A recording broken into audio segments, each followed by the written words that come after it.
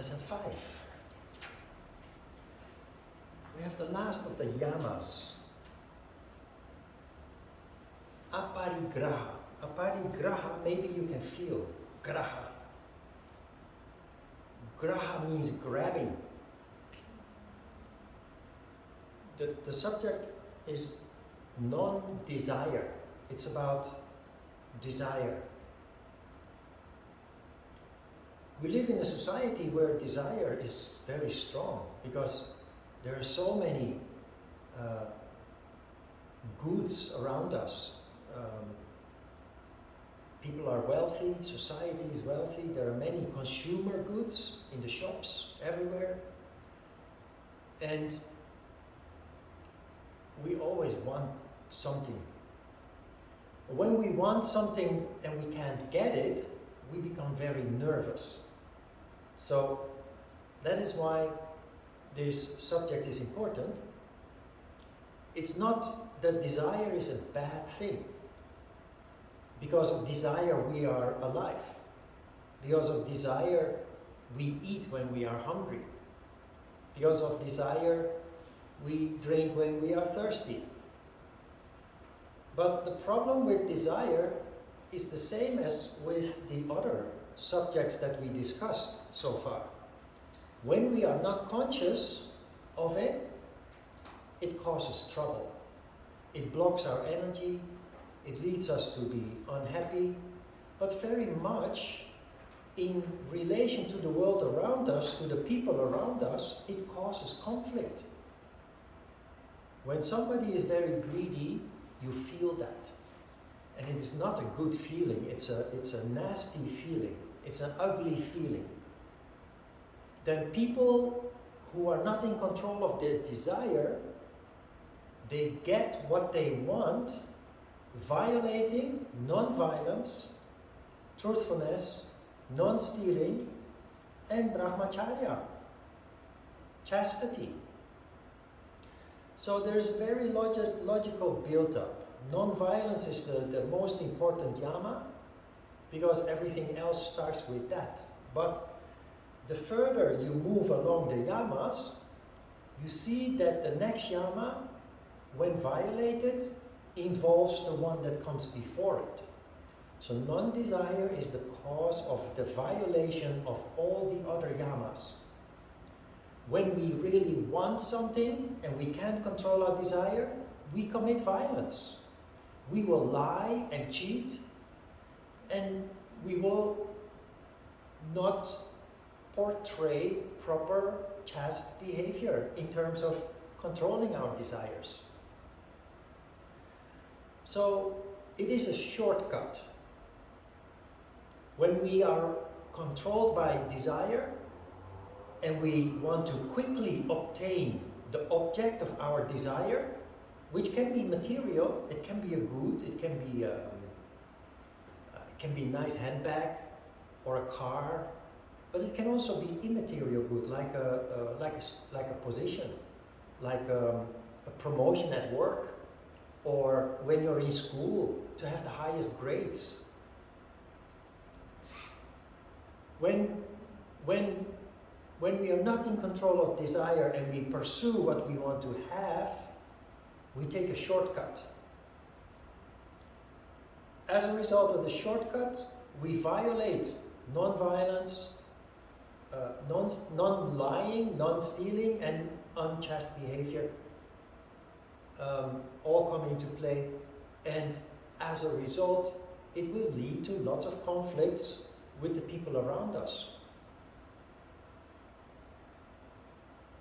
So how do we deal with this?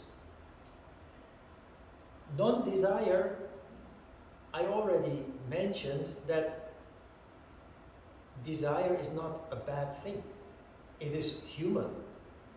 It is an instinct that allows us to take care of ourselves, our basic needs, food, drink, safety, security. Those things are provided because of our desire for it. Desire is not a good thing when we harm other people, when we hurt other people, And desire is not a good thing when we are obsessed with things that we actually don't need. I have a car. I'm a boy. I like beautiful cars. I like Porsche. Gorgeous German car. If you read the reviews and the reports about Porsche, it's one of the best built cars in the world. But it's also very expensive. I have a Kia Sportage. And I always really enjoy driving that car. That car has been built really nicely. But in my desire, I would like to drive a Porsche. You see where this is going? I look at Porsche and I think, wow, what a nice car. Can I afford it? Well, if I do a little bit of effort, maybe. But that's not the point. I play with my desire. I go to the Porsche dealer in Sokcho-do. There's a Porsche dealer. So I went there and I look at the Porsche Macan. I look at the Porsche Cayenne, which is like the Sportage is an SUV, but 5 times more expensive. So I just look at the Porsche and I open the door and I sit and I check the cup holder, the storage, the glove box, and I think, my car is maybe cheaper, but it's more logical. There's more storage room. The only benefit of having a Porsche would be the technology, the bigger engine. So I'm satisfied to drive a Kia. You know, why would I spend so much money on a car? I still like it, I don't need it. It's the same with other luxury goods. Of course, if you're rich and you want something like that, you can have it. Why not? You're not going to hurt anybody. You don't have to steal. You don't have to lie or be violent. So why not? So that is the point. Non-desire is not about eliminating desire because it's human. Now we live in a very challenging world because of the luxury surrounding us. But the thing is, and I mentioned it before when we talked about non-stealing and also in the subject of truthfulness, is that many people who can't afford it, they want to enjoy the luxury that, for example, they see in TV series. They see TV series about rich people and they want to possess, they want to have the luxury goods that the rich people use, and they can't afford it. And it makes them sick, it makes them full of desire, it makes them obsessed. And that is where desire is not a good thing anymore. That is where actually it can make us sick. And desire can really make people sick.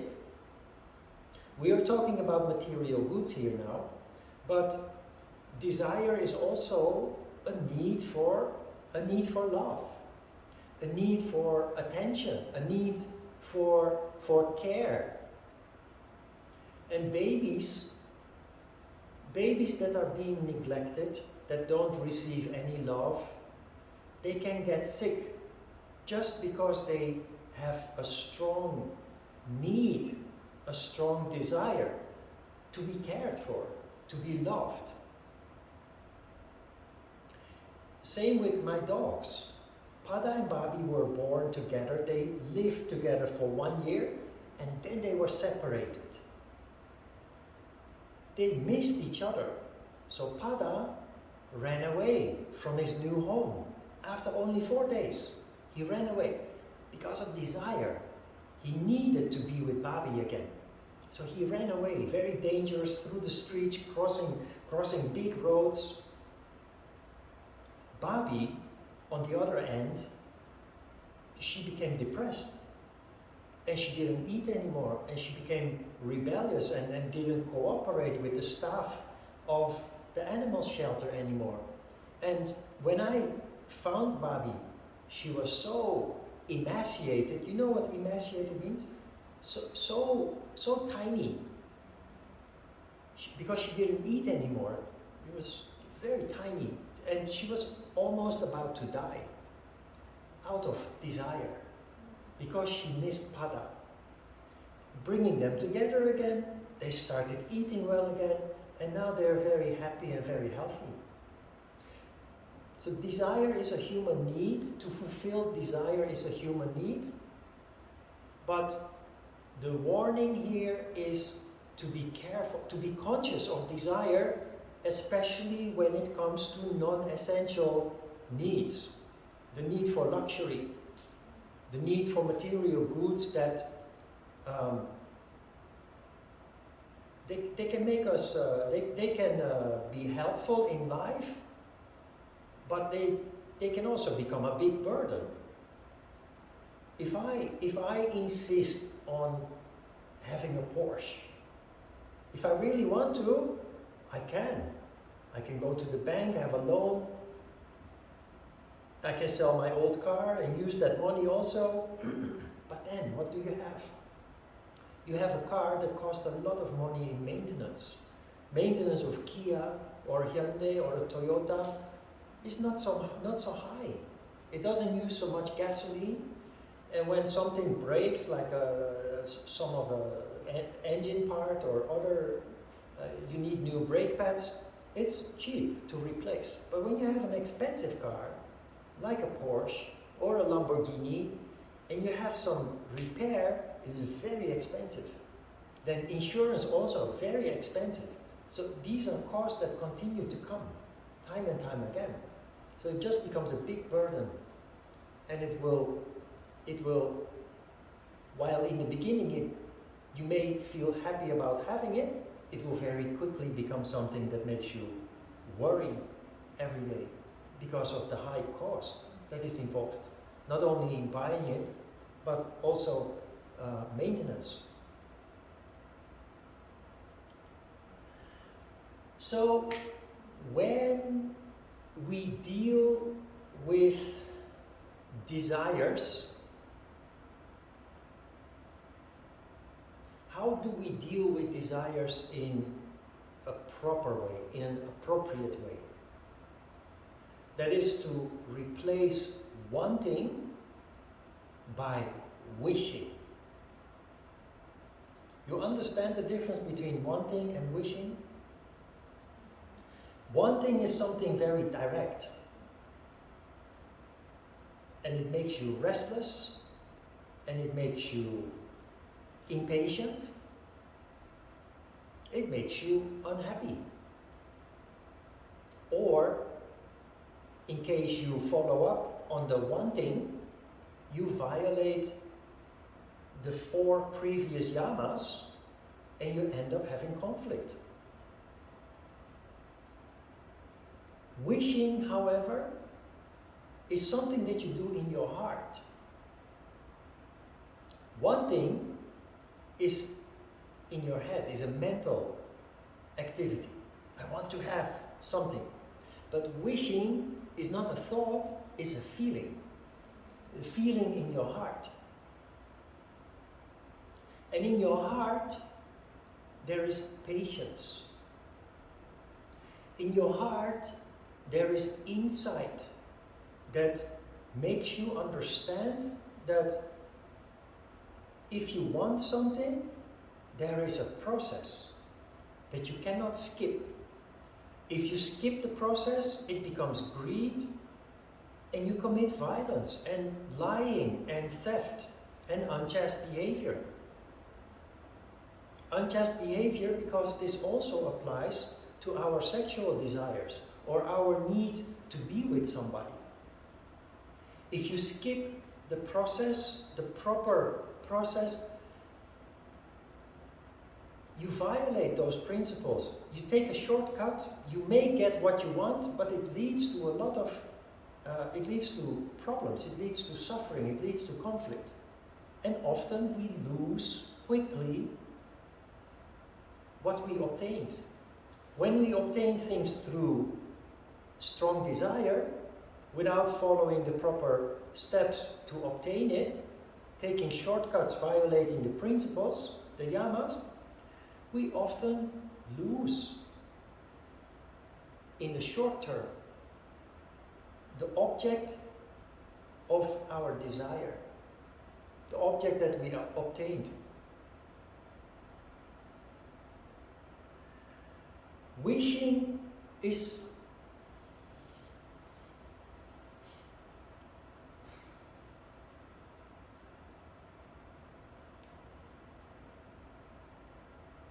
when I started practicing yoga,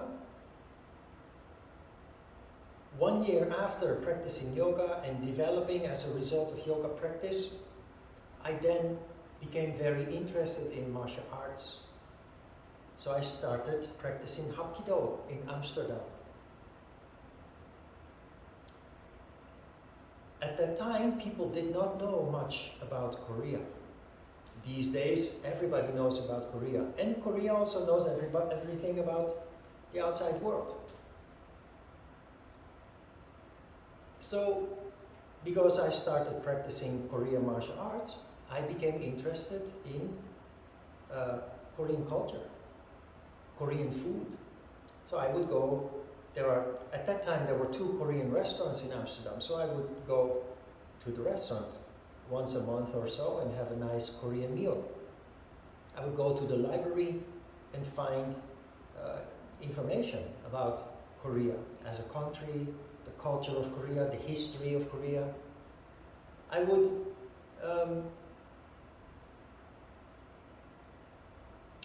follow the news. If there's anything in the news about Korea, I would follow it. I would follow that with great interest.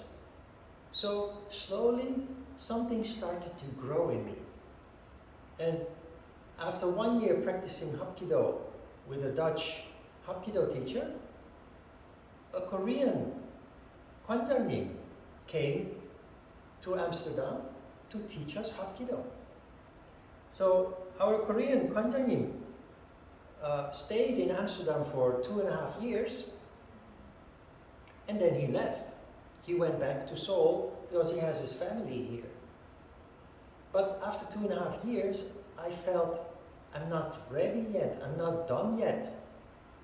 So already before he left, I developed this desire to go to Korea.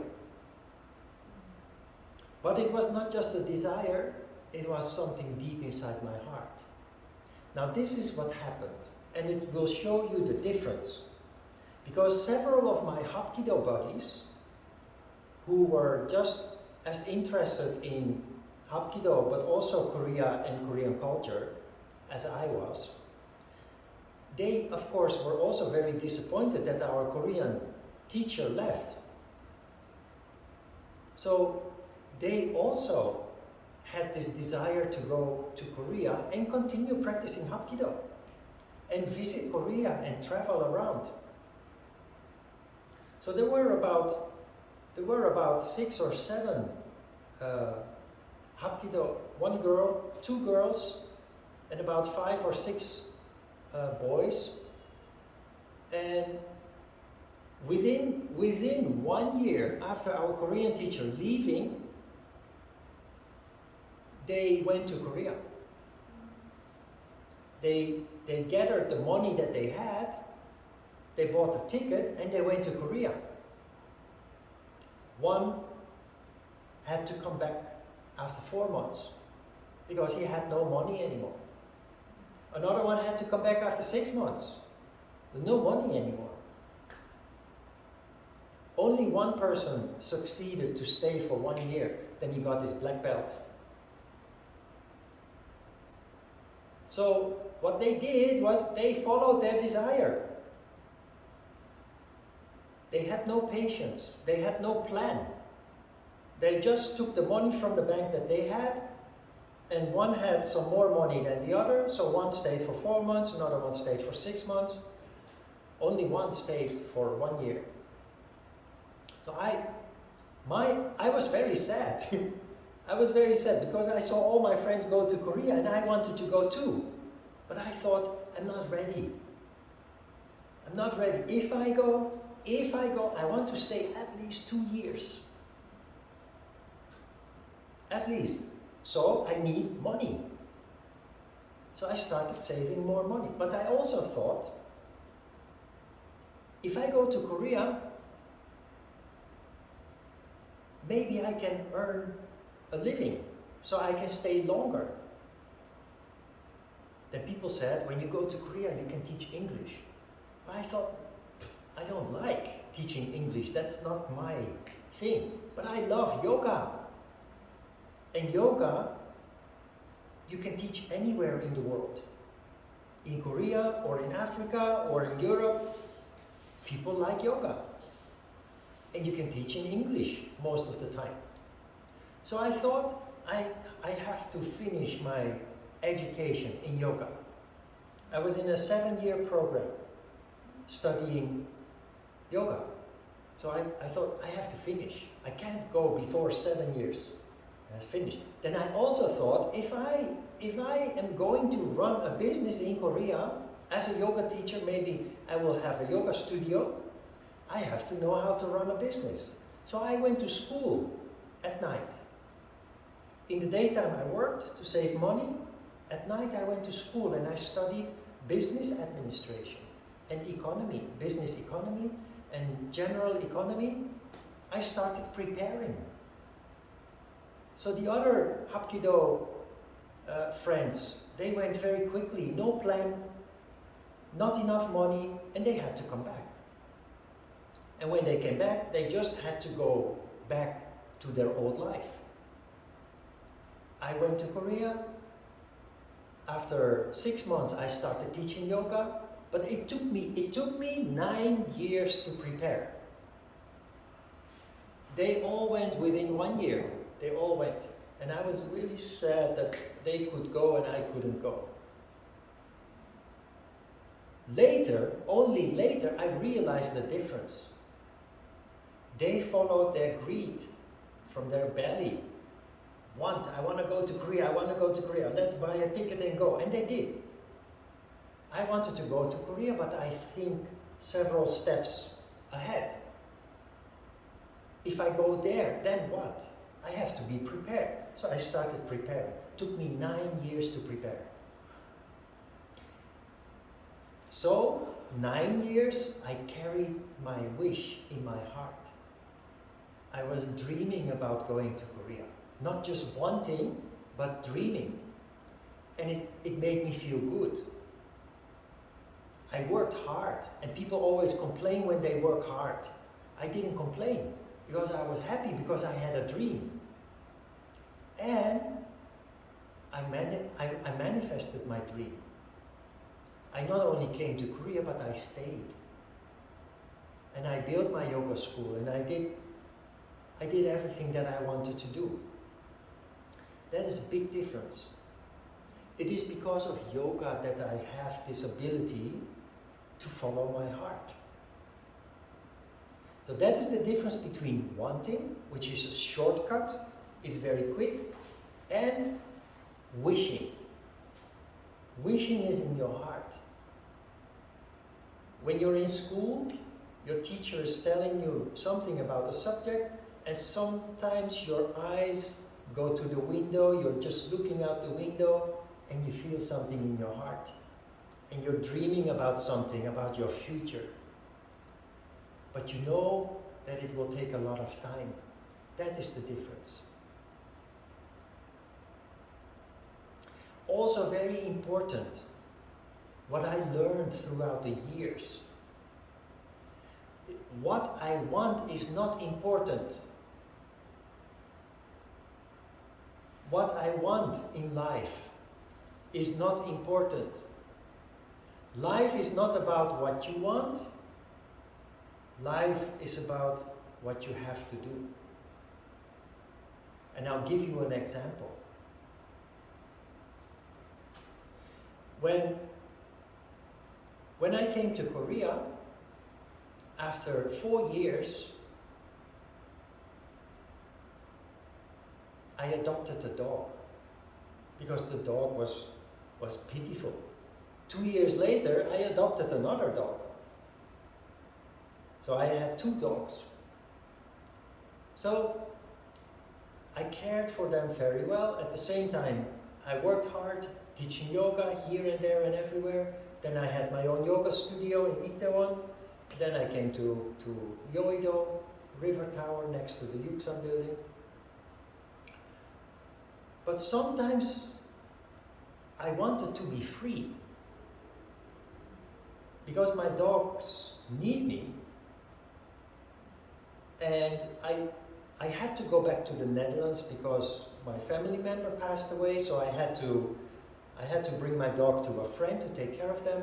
And I realized that my dog was really traumatized, was really hurt, because my dog thought that I was abandoning them. So after 2011, the last time I went to the Netherlands, I didn't go anymore because I didn't want to hurt my dog anymore. But dogs generally, they live 14 years, 15 years, then they die. That is just, they have a shorter lifespan than human beings. So I thought, it is my duty. It is my duty to take care of my dog. Then after that, I can be free. So in 2018, she died, my last dog died. And I thought, now finally I can travel. I can travel in Korea, I can go visit my family. I'm free. But you know what? After she died, I was not happy. Something was missing. I didn't have a responsibility anymore. I didn't have a duty anymore. I was free, but not happy. So I wanted to be free. And that is when I realized that life is not about what you want to do. After 6 months, Pada came in the park. And something happened with me, something magical happened with me. I felt a very strong attraction. I felt a very strong need to rescue him, to save him, to help him. So I went to the park every day, twice a day, with food and fresh water, trying to make him trust me so that someday I can bring him home.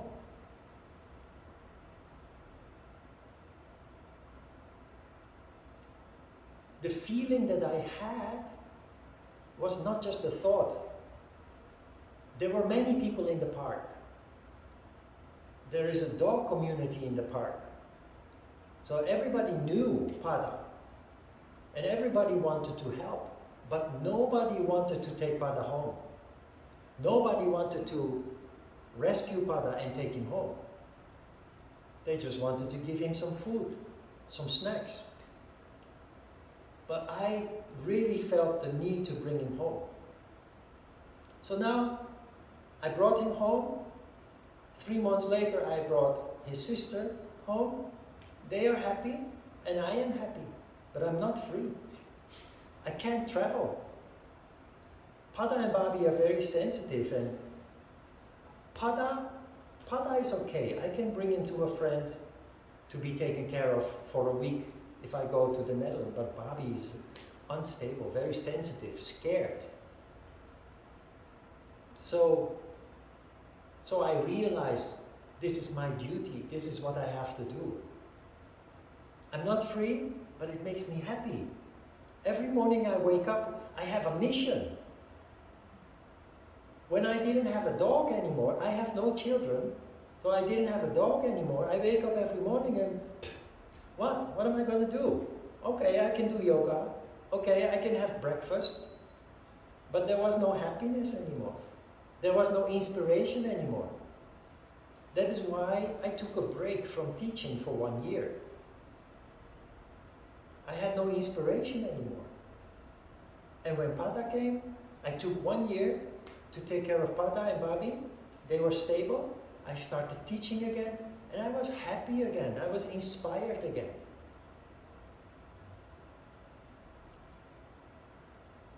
So when you follow your heart, it's often in contradiction with what you want. But the energy of wishing, the energy of following your heart, leads to growth. It leads to development. It makes you happy. And you think that you are not free because the duty and the responsibility demand from you that you have to stay there, you have to take care, in this case, of the dogs. But when I was free, I wasn't really free. It's just an idea, a mental thought, that I thought I was free, but I wasn't really free. And definitely not happy and inspired. So life also, we will study this towards the end of the course, where the Hatha Yoga Pradipika, Patanjali in the Yoga Sutra tells us that daily life is the most important teacher. It is daily life experiences that teaches us the most. Of course, it's important to study certain subjects, to study from books, but that is secondary knowledge. That is additional knowledge that you need or you don't need, but it is not directly related to life. But when you start living life consciously, consciousness is something that occurs, that manifests as a result of yoga practice. You become more aware of yourself and the world around you. You start learning very valuable lessons about yourself and about life. Especially when you follow your heart and you do what you feel you need to do. Not what you want, but what you need to do.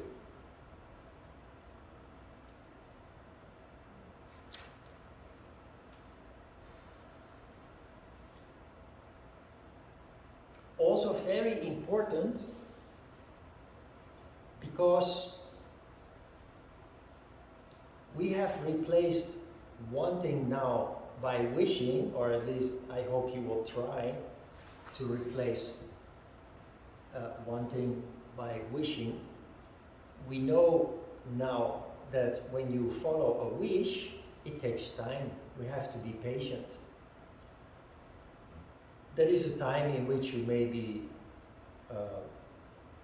a little bit unhappy sometimes because you want something that you cannot immediately get. That may be a time that sometimes you lose hope. It's not easy to wait for 9 years to do something. Sometimes you may be a little bit desperate. But how do you deal with that? Sometimes people deal with that, they just give up. Pokieyo. They give up. They don't believe anymore. So they become very sad and depressed. That is not the answer, of course. How do you deal with the waiting, with the patient? First, of course, it's very important that you continue to be engaged. There is a process. In that process, certain steps need to be made. Certain steps need to be taken. There is a preparation. The Hapkido friends that didn't prepare, they came back between 4 months and 1 year. And basically, they had a nice adventure, they had a nice experience, but they all had to go back to their old life. And really not much has changed. I prepared. I made sure to save more money because I wanted to stay longer. I made sure to finish my yoga training, so I was fully certified as a yoga teacher, so that if necessary, I can start earning some money here teaching yoga. And I made sure also to be prepared to be able to run my own yoga studio by being so I prepared. So that is very important. When you have a dream, a wish, which seems far away, do not give up, but start working on the preparation. Lay the foundation, step by step. Then when the day comes that the final step has been made, you feel in your heart that it's time to go to the travel agency and buy a ticket. Or, depending of course on the wish that you want to fulfill, it doesn't have to be travel. But the day that it's time to make the next move, you will know it. You don't even have to think about it. It will present itself to you. That is one thing, preparation. The other thing that is very important is to stay positive. Take care of yourself. Eat healthy food and exercise. Stay healthy, stay happy, because that is the foundation for the next step. If in your frustration you just start eating fast food and drink a lot of beer, then 9 years later, you're not healthy anymore. You're not ready anymore. And you will not be able to actually go where you want to go. You will not be ready for the big trip. You will not be ready for the big job. You will not be ready for fulfilling of the wish. So 1, preparation. 2, take care of yourself every day. Health is the foundation for success. Good health is the foundation for success. So healthy food and exercise is all you need. And the rest will then slowly but certainly develop and manifest. Also, another issue. I kind of told you that it took 9 years to prepare to come to Korea. I wrote a note here that says grit. You know grit?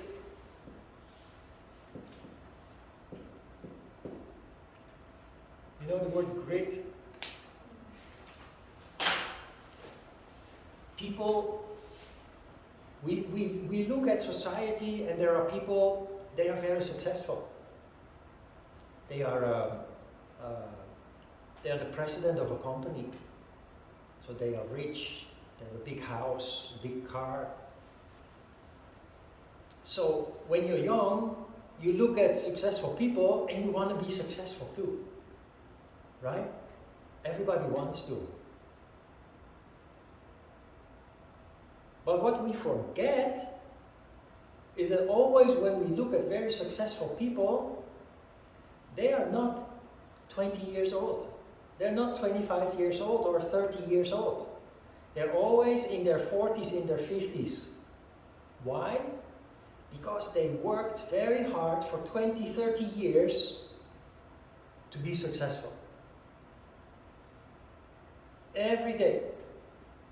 Not only they worked hard, they ate healthy food, they exercised regularly,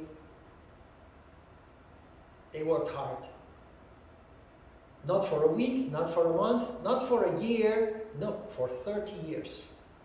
And then they reached the top. When I started teaching yoga in Korea, I taught yoga to rich people. Also private classes at their home. And the one thing that rich people, the really rich people have in common, the Hyundai family, Samsung family, LG family, what they have in common is exactly this.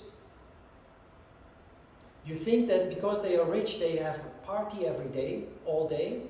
No, they're very disciplined. They eat good food, they go to the gym. Many rich people go to Soul Club, where I had, for several years I had my classes there. And Soul Club is where diplomats go, the foreign diplomats, Korean diplomats, but also the chaebol go to Soul Club, many of them. It's the oldest country club in Korea, in Changchun-do. They're very diligent, very disciplined. Of course, they enjoy life because they can. But next to the enjoyment of life, they work hard, they exercise hard, they eat very healthy, good food. Very disciplined. Many poor people don't have discipline. Poor people have a tendency to complain about rich people. They are rich and I am poor. It's not fair. Of course it's not fair. But if you're poor and you really want to change that, you first of all have to have discipline. Take control. Have a daily routine. Take care of yourself. It's the start of success. And, of course, be patient, because it's going to take many, many years or decades. That is what grit means. Grit means constant effort for a long period of time.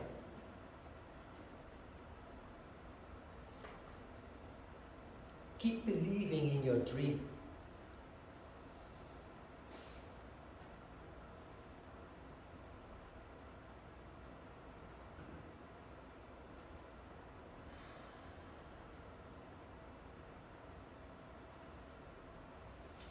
All right, questions?